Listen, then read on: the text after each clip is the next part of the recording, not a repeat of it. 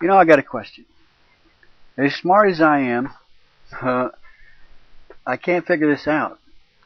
I've heard of this dude over in China, Mao Zedong or whatever his name is, Mao Zedong, and of course Adolf Hitler, the beloved hero of a lot of people that I talk to on YouTube, Joseph Stalin, and his rival after him, Khrushchev, and then Brezhnev, and all these people. They all had these purges. Every time one of them would come to power, they had purges. Have you ever noticed gangs and ghettos going around purging one another? Same thing. These guys, whereof I speak, are like the mob. They are the mob. What is the difference between a people's revolution and a mob? Believe it or not, the Nazi Party was supposedly a populist movement. It was a people-powered movement. Just the same way as in China, except obviously the people were ruled with an iron fist. It was not a people-powered movement at all. It was a dictatorship, totalitarian dictatorship. The people were dupes, were they not? Okay, now let me hold that thought and let me tell you about the fly, or the flies. You ever had a fly land on you? Have you ever killed a fly? Or have you ever had a roach in your house? And did you ever exterminate that roach? Only to find a year or so later, whenever, the next day, or a month later, another creature showed up and did the same thing, landed on your elbow, or you saw the roach running across your dining room table, and you thought, they never learn. Don't they know that I have killed their predecessors?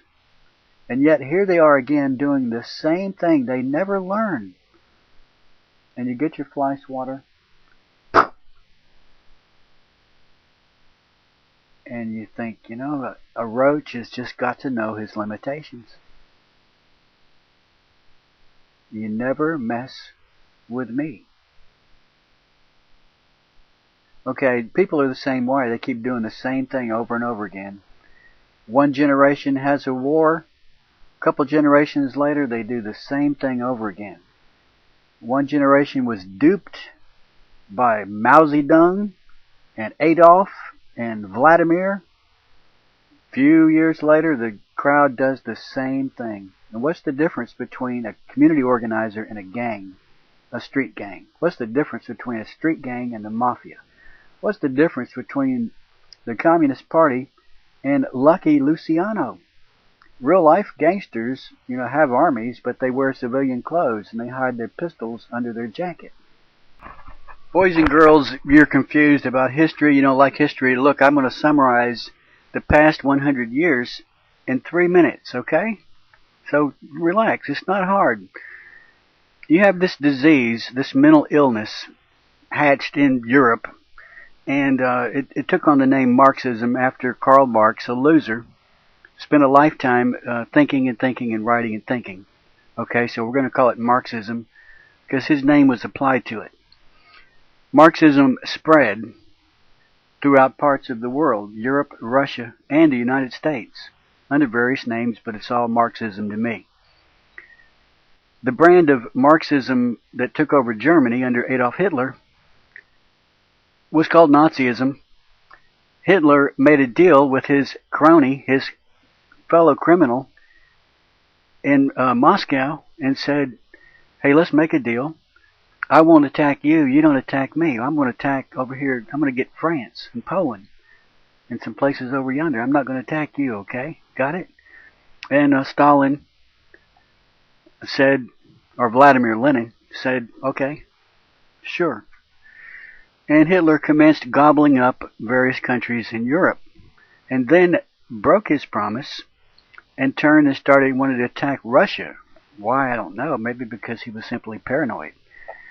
So here we have Hitler fighting Lenin, Vladimir Lenin of Russia. Winston Churchill over in England, just across a little thin channel of water, got nervous. He realized that whoever wins this squabble is liable to come across over the channel and gobble us up over here in England. So Churchill got on the phone and called his buddy FDR in the United States, Franklin Roosevelt. I think he was his cousin, third cousin. FDR says, "Yo, do tell. Yeah, I've noticed that. But the Americans just don't want to get involved. They see it as a fight that does not involve them. Two crowds duking it out. May the best man win. You know, I wish you well, and I hope they don't get you. But Americans just don't want to get involved." Then Hitler formed an alliance with Mussolini of Italy and Tojo, a warlord, who hijacked Japan. Okay, Tojo did not speak for the Japanese people. Hitler did not speak for the German people. Mussolini did not speak for the Italian people. These were three dictators, for lack of a better word. I'm not going to split hairs. So these three dictators who wanted to gobble up and consume the wealth of others formed an alliance, and FDR, Roosevelt, in America began to realize, you know, we're going to have to intervene. It's going to be a pain. It's going to be tough. Nobody wants to do it, but we're going to have to intervene. And we're going to have to form some alliances here. So since Hitler had turned on Stalin or Lenin in Russia, Churchill and Roosevelt formed an alliance with Russia, communist Russia, Marxist Russia. We formed an alliance with one brand of Marxism in order to stop another brand of Marxism, but Roosevelt fully intended to have Russia wear itself out in this war, so that at the end of the war, our future enemy, Russia, would be in a weakened state. And it worked.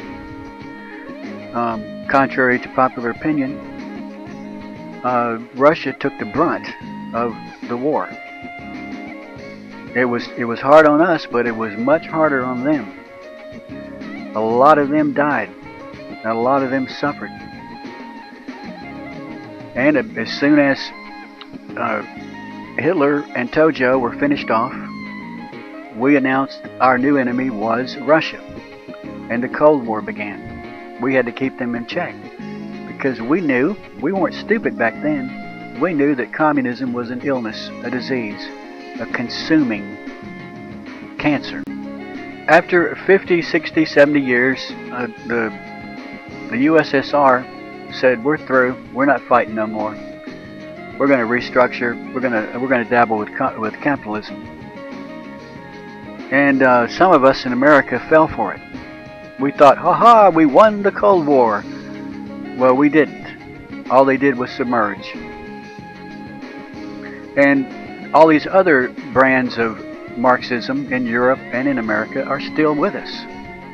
Marxism is still around. The cancer is still among us. The enemy is still within, as Michael Savage would say. And the enemy the enemy is very adept at fooling people. They are liars. That's their number one calling card. They use lies to create division. They use lies to subvert individuals who can go out and subvert groups, who can go out and subvert the whole country, so that the evil monsters at the top can take over. And everywhere they take over, they leave a trail of destruction and misery. They can't take over unless the people are stupid and allow them to take over. That's a history of the world for the past 100 years or more. That's a history of the world, leaving out a few places like 1/3 of humanity over there in China. But we haven't really tangled with the Chinese yet, so I left them out.